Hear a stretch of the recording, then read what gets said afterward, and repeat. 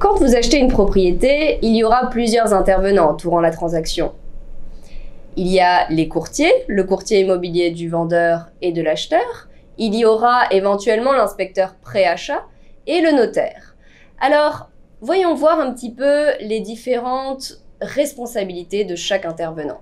Vous êtes acheteur, vous devez d'être diligent et d'effectuer les démarches d'un acheteur diligent avant d'acheter une propriété. Cette diligence passera sûrement par une inspection pré-achat. Il ne s'agit pas d'une obligation légale que de faire inspecter préalablement sa propriété, mais elle est vivement recommandée.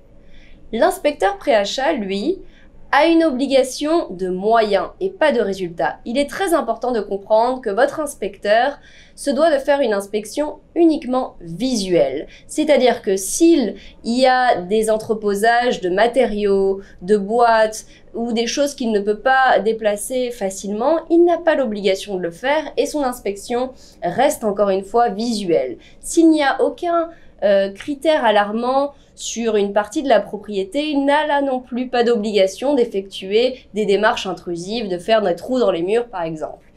Donc le rapport d'inspection pré-achat, il est utile, il est fortement recommandé, mais il est à prendre avec des pincettes, encore une fois compte tenu de la responsabilité limitée et de l'obligation de moyens de l'inspecteur.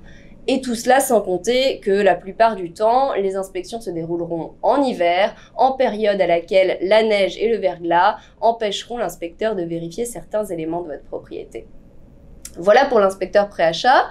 Les courtiers maintenant ont l'obligation de guider leurs clients, que ce soit acheteurs ou vendeurs, et de bien entourer la transaction de conseils, mais là encore, leur obligation reste limitée à ce stade. Voilà les différents intervenants d'une transaction immobilière et leurs responsabilités respectives.